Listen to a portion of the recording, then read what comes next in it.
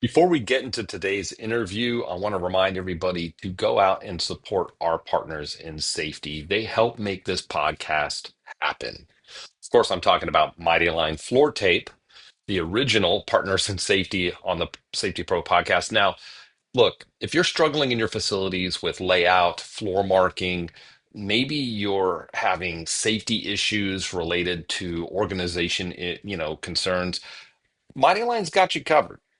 You're going to be able to 5S your entire facility without painting a single part of your floor. They've got line tape, they've got directional signs, they've got icons that you can get to stick on your floor, instructions, you can get custom logos and design signs, labels, you name it, they've got you covered. They've got floor tape that is slip resistant. They've got floor tape that is built to withstand forklift traffic. Don't take my word for it. Go get a sample for yourself. Go to mightylinetape.com/podcast. Fill out the form. They'll send you a free sample. It also lets them know that we sent you. Again, mightylinetape.com/podcast. Also, big shout out to Aero Safety. I've gotten to know Drew over the years at Aero Safety. I've had Drew on the podcast a number of times where he's broken down some safety issues that all safety managers face, and we have great discussions. Hope to have him back on again soon. The reason why I talked to Drew is Aero Safety, as far as safety services providers go, they are the official safety service provider of the Safety Pro podcast. I'm going to tell everybody that asks, hey, do you have anybody that can do custom training for us? Do you have anyone that can help us with our safety program development, audits, inspections? Drew has you covered. I always send people to Aero Safety. Go to aerosafetyus.com. You're going to get something that's built, designed for you in your business, not some generic off-the-shelf service. All right. That's aerosafetyus.com. Get a custom quote today. All right. Welcome to the Safety Pro podcast. We have Ken Reed from Taproot here. Ken, how you doing, buddy? I'm doing great. Great. Thanks for having me. I appreciate it. Sure. Now, it's funny, we were talking a while back. I saw a post on LinkedIn and you mentioned something that was interesting. I was just scrolling and it just said there's no such thing as a root cause. I had to stop and I'm like, what the heck is Ken talking about? And you got me good. I'll tell you that much. Yeah. But Talk about what prompted you one to write that headline because it right. hooked me. But what was the substance of what you were trying to say in that post? Yeah.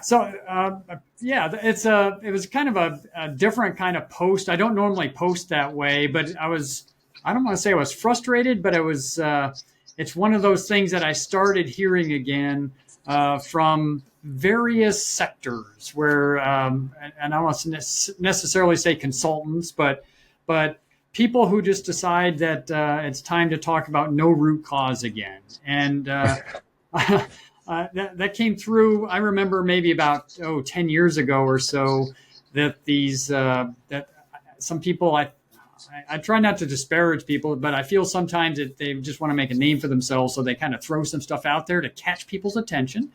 Yeah, And it went through this cycle of no such thing as a root cause. And I think people got over that after a while when they realized that was kind of silly. And yeah. it's shown up again. And I just thought I would throw something out there again to discuss why people might think that, and then why that really doesn't make a lot of sense. So that was the purpose of the post. I guess the headline was to grab attention, and apparently it worked. It was, It did. yeah. So It blew up. It had a lot of. I had to comment on it, and mhm. it had a lot of comments. Now, why are we talking to Ken today? Ken, share a little bit about your background and your work at Taproot, how that all started, and that might help folks better understand, why were you latched onto this, and that we can kind of get into the nuts and bolts of that statement itself. Sure, absolutely. Yeah. So I've been working here at System Improvements. We're the developers of the Taproot system. I've been here for just almost exactly 20 years now. I retired from the Navy about that time. I'd been in for 21 years in the nuclear power side and decided to do something different. And I've been in charge here of instructor certification and course development ever since I've been here. So I've had a lot of experience with especially the nuclear side in the military on root cause analysis, which whether we did it well or not, I don't know, but we definitely had to do something with it when you have a problem with the propulsion plant. So Yeah. the concepts were there, and I've been working here ever since at System Improvements and teaching courses and setting up instructors and having a great time, actually. Yeah, and it's fair to say the nuclear Navy probably one of the examples that I would go to uh, discussing high reliability organizations. Right. There's a lot of operational discipline required operating with those types of one just that industry, but those types of that type of equipment. It when you say when you see people talk like there's no such thing as a root cause, and like you said, it's usually because they're trying to sell something or package something or stick out.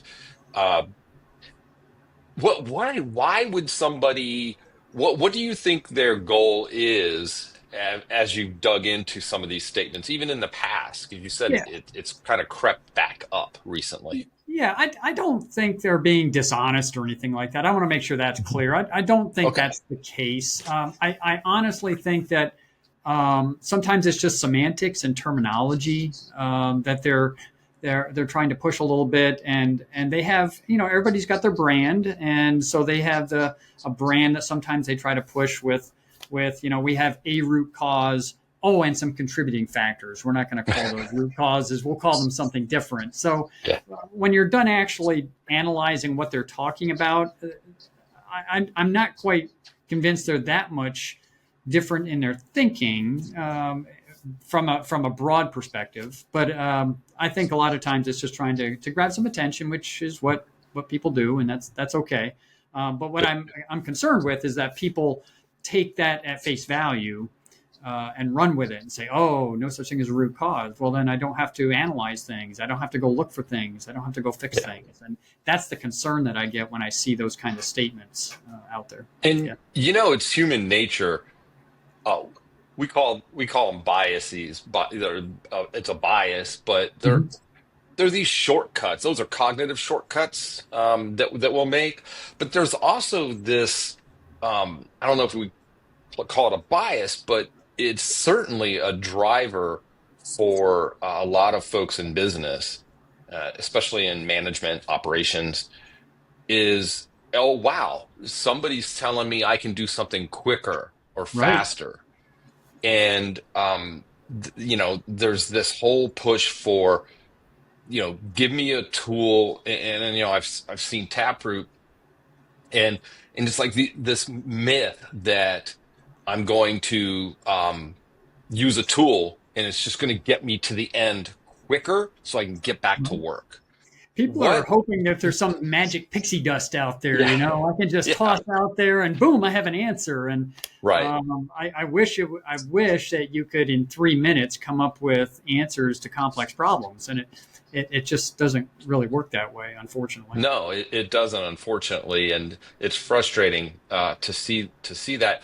And I know I have a tool that is my favorite one to beat up on, and for good reason. It's because it's my opinion, the most widely misapplied, misused tool. Right. What we're probably thinking of the same one. What I bet tool we could you are. pick out if you had to? What tool would you pick out that's the most widely misused in I this case? I honestly think Five Whys is just Yeah, yeah, it's one of those. It just sounds so quick and easy, right? right. And I have no doubt that back in Japan when they put this all together, that Five Whys, it's I would say it's better than nothing. So if you don't have anything, I guess you'll get something out of it. But the expectation that the normal person knows the right question to ask and get to the right answer is not really accurate. I honestly find it difficult to get good answers out of 5Y because you have to remove your own internal biases. You have to think outside of your own level of knowledge. So if I'm a training guy and I do a 5Y investigation, amazingly enough, I end up at training root causes and training corrective actions because Right. that's just where I go. I don't know where else to go, and that's my comfort zone, and that's where 5Y Yeah. investigations often go. And you'll ask about what you know Sure, naturally. you're comfortable with doing that, right? Yeah. And you don't know what you don't know. So if you don't know to ask about control panel setup, or what color should a light be, or what tone should an alarm be, if you don't know to ask those questions, you'll never get to those kind of problems. So Yeah. And so you're setting up another point of discussion, which is, folks will try to do this alone. Even minor incidents, it helps to have somebody else. And yeah, so whether you call them learning teams or whatever you want to call them, the whole point is because you want a good diverse group of folks with different background and knowledge in those other areas you just mentioned, right, because we'll all see different things, and right. that's important. And I agree with the 5Y. It is a hammer in search of a nail. It's terrible. I've seen folks immediately grab a form, a paper hard copy, Yep, 5Y, as yep. soon as an injury happens, and go out and go, okay, why did you do that, or why, like. And I'm thinking, you haven't even established the context, like building the who, what, when, where, what was Right, being done. Like, and I tell everybody, in order for me to understand how or why something happened, I have to know what happened. I have to right, know who was involved. I have to right. know where it was, what time it was it, what part of the building, what process were they working in. Like, Exactly. I've got to build this context first, and Your we skip all that. your RCA process has to be evidence based, and if you Yeah. haven't collected any evidence, there's nothing to analyze. So, these kind of systems where you're just hoping that you're asking the right questions and without any good guidance, and our system is really focused on human performance. So, the Right. reasons that a human makes an error, and unfortunately, very few people are trained in this. We don't have you don't have people at most companies who are human performance experts, and Right. yet the results of a root cause analysis are probably going to point to a human making a mistake somewhere. So if you don't understand why humans make errors, you're really stuck if you don't have any guidance built into your system. So yeah. Yeah, and I don't think it's conscious. I don't think it's Yeah, I'll stick with that statement. I don't think it's Mhm. conscious, but I do feel like we do as people, speaking of humans, Mhm. we will take the path of least resistance. Mhm. I agree. And it sounds counterintuitive, but I understand how one would think it's the path of least resistance to try to fix a person rather than a process. Right. Because I might get to a point where I go, man, if we just didn't have to do that, or we could do it a different way, but we have a bunch of those in our facility, and we have a bunch of facilities in our company, and that's never going to change. So I think I'm just going to try to control these people Right. and Right. tell them don't do that, and I'll Yeah. recoach them and retrain them.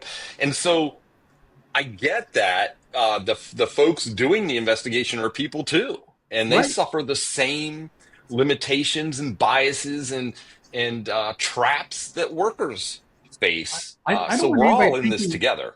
Yeah, I don't want people thinking that investigators are immune to these kind of biases. It's you, Right. and they're not coming up with poor answers because you want to. You just don't know any better. It's just we're humans, just like the things we're investigating are based on humans. So Right. I also find that it's pointing at the human isn't very helpful for a result because it's very rare that I have a guy come into work in the morning and say, "Man, I think I'm going to go over there and stick my hand in a pinch point today."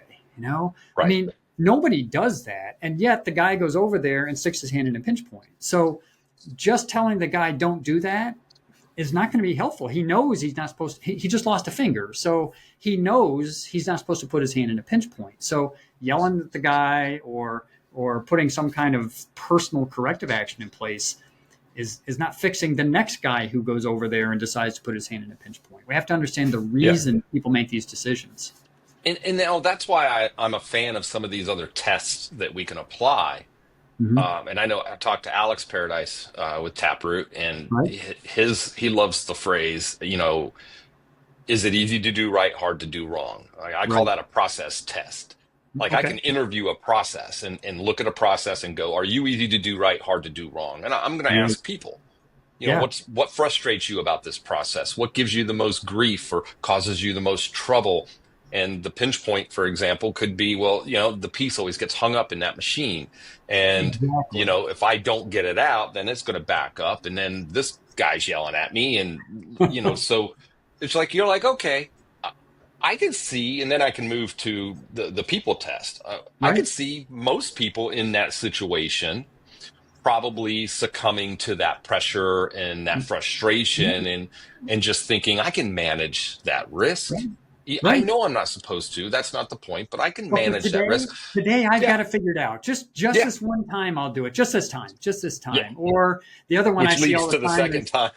yeah, exactly. Or Yeah. I see that everybody does it that way, so it must Right. be okay, right? So I mean, there's a lot of reasons that people decide to do things contrary to the right way, to the way it's Yeah. supposed to be done, and very few of them are because we feel like just doing it wrong. Yeah.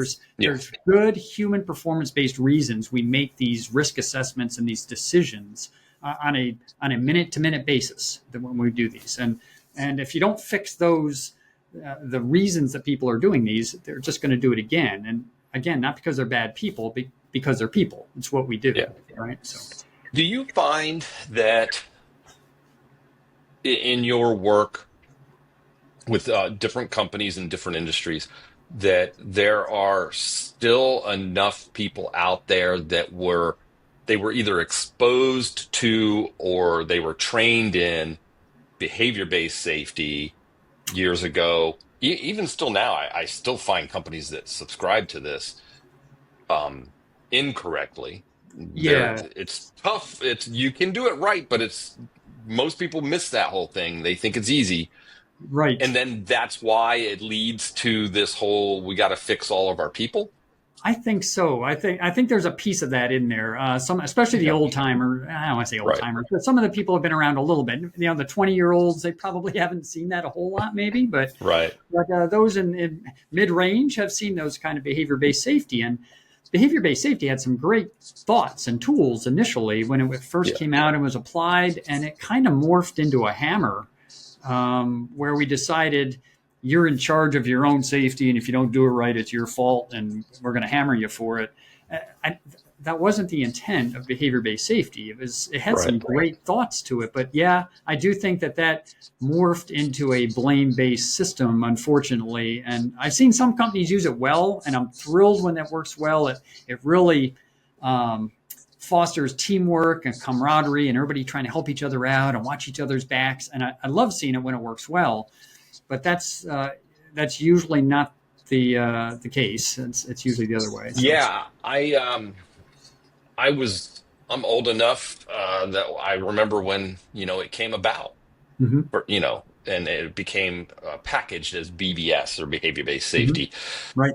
And I read a book by one of the early proponents of behavior-based safety in construction, Okay. and he wrote that behavior-based safety is predicated on, he called the ABCs of it was the antecedents, the behavior, and the consequence. Right. And the thought was, if you want to change behavior or impact or influence behavior, the Right. decision-making process that workers go through, you Yep. change the antecedents, which is what was in place prior to making that decision, right? That Yep. influenced it, or the consequences, what's reinforcing the behaviors we don't want, or what payoff or benefit, perceived or real, are they gaining from this, and can we influence those? So it was never really focusing on the behavior, which led us to the blame culture that Right. we are now have. And now we see the blowback to that was human and organizational performance, which predated behavior-based safety. Yeah, And yeah. yeah, All of this stuff came about. Hop is a as a another one. I have nothing against Hop. I think Hop yeah, does some good stuff. I'm hmm thrilled with it. It's I don't want people to think it's new. It's kind of a new packaging, and I think they've got some yeah, good tools to kind of make sure it's a little more consistent. Maybe I would say.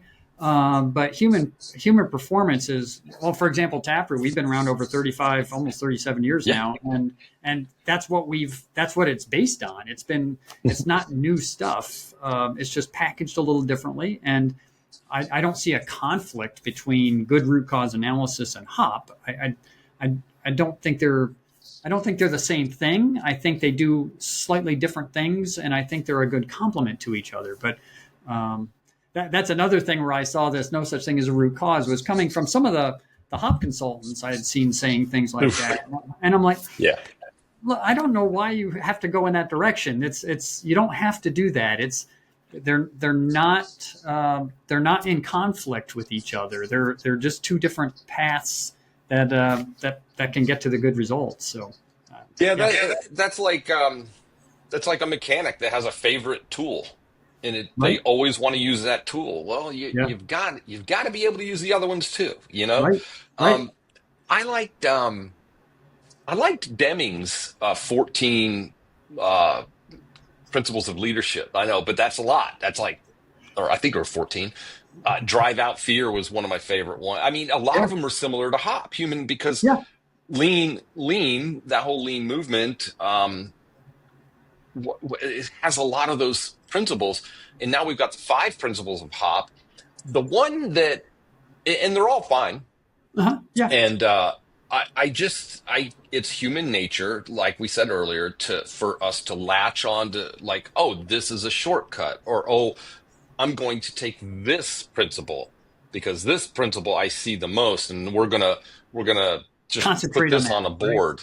Yes. Yeah, Yep. and that's where I think we fail in business today, and in safety, quite frankly, is we'll over index on one or two of these pet principles. The one that I always scratched my head, I understand it, but it gets misapplied or misinterpreted, and that would be the five principles of Hop. It would be that people make mistakes. Okay, yes, Yep. I agree, a hundred Yep. percent. Yep. So what they'll do is they'll say, almost like, you have to accept that. So we have to, like, you're not going to eliminate human error. And I'm like, well, wait a minute. You Yes. can. Some human error Right. can be eliminated. It can. Yeah. Yeah. And so we miss an opportunity by subscribing wholesale to, well, what are you going to do? We just have to build enough protections in here Yeah. to be, Humans are and we just going call to it screw it up. resilience. Yeah.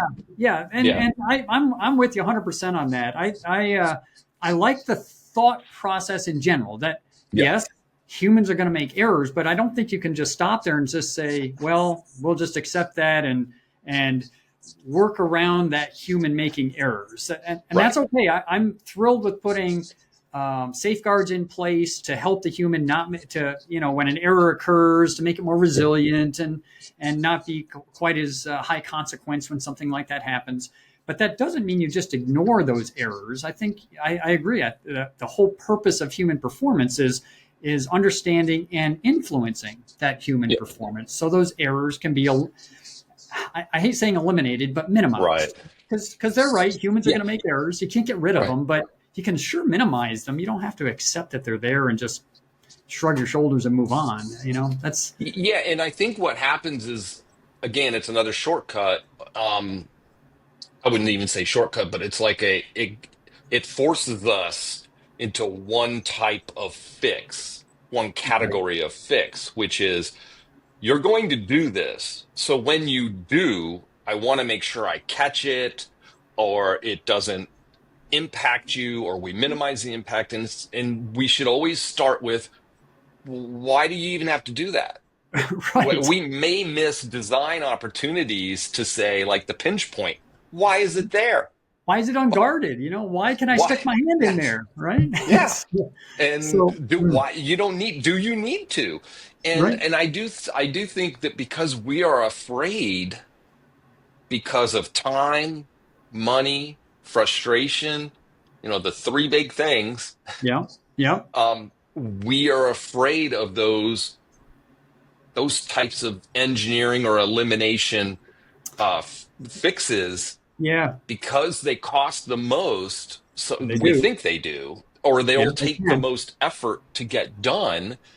And I don't have time for that. I got to get to work now, and I've got to get this report filed. And it's just easier to put a sticker here and tell people not to do it. I'll add an extra check to the area manager when they come around. Right. And the other thing I think that goes along with that is, um, I don't think people are comfortable with changing human performance. I don't think they Hmm. understand what that means because they're not trained in it. So they're trained on how to put a sticker up or put a sign up that says "Be careful." So that's easy to do, and I can picture what that's going to do. I see it. I can put my fingers on it. But influencing a human's behavior, if you're not an expert, can be daunting if you don't know where you're going with it. So if your system doesn't give you good direction and give you good guidance on how to get to those problems and then put corrective actions in place, you may be a little hesitant to go in that direction because it's not your area of expertise, as opposed to putting a sign up. I can do that. That's easy. Yeah, yeah, and I can control it.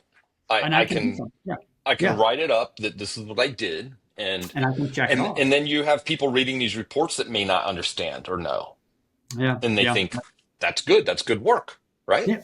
Great Um, job. Yeah. you mentioned your system. Your system doesn't allow for this, so let's talk about that. I mean, Sure. obviously, we could talk about Taproot to the extent that we can, but in general, do you find that's what a lot of businesses lack is any robust or system that's repeatable that they go to every time something happens? Yes. And it'll scale for minor types of issues all the way up to you start pulling a thread and wow, you're neck deep into this thing. Yep. That's what companies lack is they have some basic training and an accident report that they fill out. That's it. Yeah. They a lot of times companies. They don't have a consistent process to follow. They don't have a step by step. All right, how do I get from, somebody injured their hand?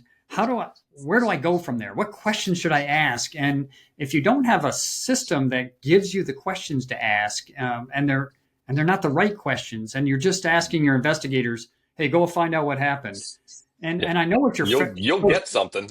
you'll get something. I know what Yeah. your first questions is going to be is, "Tell me what happened," right? Why did you do that? Why'd you do that? And there's nothing wrong with that question, but if that's as far as you know to go, you Yeah. don't know where you're going to end up on that. And Yeah. you should be able to get a consistent answer. If I gave the same investigation to three different teams, I should get the same answer to that investigation. Uh, and you just can't get that with like a 5Y. I know if I give the same investigation to three different 5Y teams, they're going to get completely different answers. Yeah. That doesn't give me a lot One's of going to say, confidence. why didn't you wait for somebody to come and help you lift that? And then Yep. somebody's going to go, why did you have to bend over and lift that? Those are Those are two completely different, different you're going to directions, talk right? about two different things. Yeah. Yeah, yeah. Yeah. So you're going to get different answers, and that doesn't give me a lot of confidence that you got either all the answers or the right answer at all. Or the So right ones. so your Yeah. your your system needs to be consistent enough to get answers, the same answers for the same problem. And if you're not getting that, it gives you don't get that warm fuzzy that I'm fixing anything, right? And that's Right. I think that's where a lot of businesses kind of just kind of give up and say, well, I guess we're not going to get the same answer, so just do a 5Y and you're good. It'll be fine. Yeah. And so what I love about Taproot, of course, is you have a system, you have Hmm. that kind of that software, right? Hmm. Hmm. But Taproot, you also have training that somebody can send some teams to Yeah. get trained on stopping human error, things like that. So Right. can you talk a little bit about some of the trainings that Taproot does offer? Yeah. So for any system that you're going to use, you shouldn't expect that you're just going to drop in and do it. So Taproot's easy to do, but it does take a minimum amount of training to understand the reasons that we're doing things that we're doing. So we offer some what I call the normal training that you do that has all the normal essential tools that you'll use every time you do a Taproot training, and that's a couple of days, 2-day training. We have some training for some of your experts. We call them your team leaders, your advanced team leader training for maybe the expert that'll be there to help with the really difficult things or the more complex issues. Maybe there'll be your program management who's going to run the Taproot system at your company. So we have a 5-day training for those folks. Mm-hmm. And then we have ancillary training for things like evidence collection. So are you good at interviewing people? Do you know how to how to interview someone and get the right answers from somebody? And we have a 2-day course on interviewing and evidence collection. We have one on stopping human error, which is just a kind of a high level. What tools are available to help with some of those. I don't want to call it mistake. I call it mistake proofing-ish kind of things. How do I make sure people don't make errors and recognizing those errors? So we have a course on that. So we have several different courses on. I call them optional courses that kind of fill in the gaps. If you're an equipment guy, for example, we have a course for the equipment people specifically to help you with your root cause analysis on equipment failures. So, Nice. But the basic courses is the normal 2-day course that gets you into normal Taproot training or Taproot use, and then that 5-day team leader training is really good. And you also have an annual summit. Yeah. That you do, of course, annually, but we've got one, the 2025, coming up in September. Is that correct? Last week in September. That's right. Last week, yeah. In Knoxville, Tennessee. Yeah, So it's going to be here in our home city. We don't do it here all the time. I really enjoy doing and showing the city off to people here. It's a fun little city. It's neat. I will be joining you. We will have a discussion on serious incidents, fatalities. We'll talk about that and do sort of a panel podcast style breakout session on that topic. So I'm really looking forward to seeing you all down there in Knoxville in September. So I appreciate that. It's a great opportunity to meet 300 or 400 several hundred other Taproot users and improvement people. People who have process improvement and are trying to improve their companies. And it's a real. It's meant to be a real users conference. So when you walk away, you have a list of things you're going to do when you get back to the office, right? And I love that you have actual customers, clients that will do some of your breakout sessions. Right. That's I sat in on one last year down in the Horseshoe Bay Resort in Texas. Yeah. I sat in on one about learning teams, and that was a great breakout, and it was led by a customer of yours, a user of Taproot. But the information sharing is just blew me away. So it wasn't all these corporate speakers. You do have speakers that come in, obviously, but I loved that sort of organic transfer and sharing of knowledge and experience from peers.